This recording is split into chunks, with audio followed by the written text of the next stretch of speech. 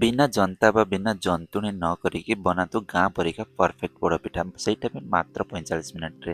ଦେଖନ୍ତୁ କେତେ ଭଲ ଭାବରେ ପୋଡ଼ି ହେଇଛି ଆଉ କେତେ ବଢ଼ିଆ ସଫ୍ଟ ବି ଅଛି। ଏଇଥର ରଜରେ ଏଇ ପୋଡ଼ପିଠାକୁ ଆପଣମାନେ ଜରୁର ଟ୍ରାଏ କରନ୍ତୁ। ଆଉ ଏମିତିକା ଇଣ୍ଟରେଷ୍ଟିଂ ରେସିପି ଦେଖିବା ପାଇଁ ଚ୍ୟାନେଲରେ ଯଦି ନୂଆ ଅଛନ୍ତି ତ ଚ୍ୟାନେଲକୁ ଜରୁର ସବସ୍କ୍ରାଇବ କରନ୍ତୁ। ପରଫେକ୍ଟ ମାପ ଆଉ ଷ୍ଟେପ୍ ବାଇ ଷ୍ଟେପ୍ ମୁଁ ଆପଣଙ୍କୁ ସବୁ ସେୟାର କରିବି, ତ ଭିଡ଼ିଓଟିକୁ ଶେଷ ଯାଏଁ ଦେଖନ୍ତୁ। ନମସ୍କାର, ସ୍ୱାଦିଷ୍ଟ ଖାଇବାରେ ଆପଣ ସମସ୍ତଙ୍କୁ ଅନେକ ଅନେକ ସ୍ୱାଗତ ଆଉ ରଜ ପର୍ବର ହାର୍ଦ୍ଦିକ ଅଭିନନ୍ଦନ। ପୋଡ଼ପିଠା ବନେଇବା ପାଇଁ ଆମେ ସବୁଠୁ ଫାଷ୍ଟ ଗୋଟେ କପ୍ ବା ଗ୍ଲାସ୍ ନେବା, ଯୋଉଥିରେ ଆମେ ସବୁ କିଛି ମାପିକି ପରଫେକ୍ଟ ନେବା।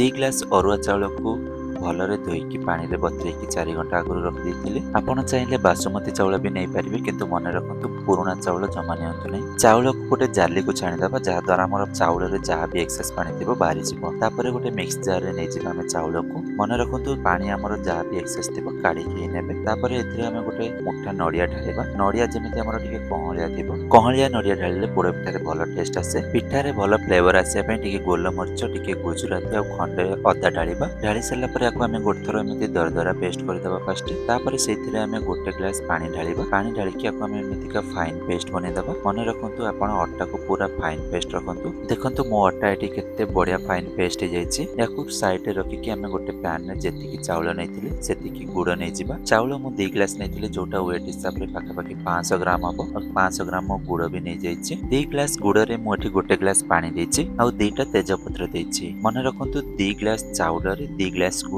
ଆଉ 2 ଗ୍ଲାସ୍ ପାଣି। ଆପଣମାନେ ଦେଖିଥିବେ ମୁଁ ଚାଉଳ ପେଷ୍ଟ କଲାବେଳେ ଗୋଟେ ଗ୍ଲାସ୍ ପାଣି ଦେଇଥିଲି ଆଉ ଗୁଡ଼ ମେଲ୍ଟ କଲାବେଳେ ଗୋଟେ ଗ୍ଲାସ୍ ପାଣି। ପେଷ୍ଟ କରିକି ରଖିଥିବା ଚାଉଳକୁ ଗୋଟେ ବଲକୁ ଢାଳିଦେବା ଆଉ ଗୁଡ଼ ସିରା ଆମର ଥଣ୍ଡା ହେଇସାରିଲା ପରେ ସେଇଥିରୁ ତେଜପତ୍ର କାଢ଼ିକି ଚାଉଳରେ ମିଶାଇଦେବା। ମିଶାଇକି ଭଲ ଭାବରେ ଆମେ ଆକୁ ମିଶାଇଦେବା ସାଙ୍ଗେ ସାଙ୍ଗେ। ଦେଖିପାରୁଥିବେ ଭଲରେ ମିଶାଇ ଦେଇଛି ମୁଁ। ତାପରେ ସେଥିରେ ଆମେ ଟିକେ ଲୁଣ ଢାଳିଦେବା। ଲୁଣ ଢାଳିକି ଆମେ ଆଉ ଗୋଟେ ଥର ଭଲରେ ମିଶାଇ ସାରିଲା ପରେ ଦେଖନ୍ତୁ ଆମ ପୋଡ଼ପିଠାର କନସିଷ୍ଟେନ୍ସି ଠିକ୍ ଏତିକି ରହିବା ଦରକାର। ବେଶୀ ମୋଟା ନୁହଁ, ବେଶୀ ପତଳା ବି ନୁହଁ। ପିଠା ପୋଡ଼ିବା ପାଇଁ ମୁଁ ଏଠି ଗୋଟେ କେକ୍ କଣ୍ଟେନର ନେଇଛି। ଆପଣ ଯେକୌଣସି ଆଲୁମିନିୟମ କଡ଼ାଇ ବା ଡିସ୍ ନିଅନ୍ତୁ, କିନ୍ତୁ ମନେ ରଖନ୍ତୁ ସେଇଟା ଯେମିତି ଟିକେ ମୋଟା ଥିବ, କାହିଁକିନା ମୋଟା ରହିଲେ ଆମର ପିଠା ତଳୁ ବେଶୀ ପୋଡ଼ିବ ନାହିଁ। ଆଉ ଷ୍ଟିଲର କୌଣସି ବି ଜିନିଷ ନିଅନ୍ତୁ ନାହିଁ, କାହିଁକିନା ଷ୍ଟିଲରେ ଜଲ୍ଦି ପୋଡ଼ପିଠା ଆମର ପୋଡ଼ିଯିବ ତଳୁ। ବେଟରକୁ ଢାଳିଲା ପରେ ତା ଉପରେ ଟିକେ ନଡ଼ିଆ କାଟିକି ଢାଳିଦେବା। ନଡ଼ିଆ ଢାଳିବା ଦ୍ୱାରା ପୋଡ଼ପିଠା ଖାଇଲା ବେଳେ ଆମ ପାଟିରେ ବାଜିଲେ ବଢ଼ିଆ ଟେଷ୍ଟ ଲାଗେ। ଆଉ ଟିକେ କାଜୁ ଢାଳିବା, ଏଇଟା ଅପସନାଲ, ଆପଣ ଚାହିଁଲେ ଢାଳିପାରିବେ ବର୍ଣ୍ଣା ସ୍କିପ୍ ବି କରିପାରିବେ। ହଁ, ତଳେ ଟିକେ କଦଳୀ ପତ୍ର ଆଉ ଉପରେ ଟିକେ କଦଳୀ ପତ୍ର ନିଆଁରେ ସେକିକି ଟିକେ ଘିଅ ଲଗେଇକି ଢାଳିଦେବା।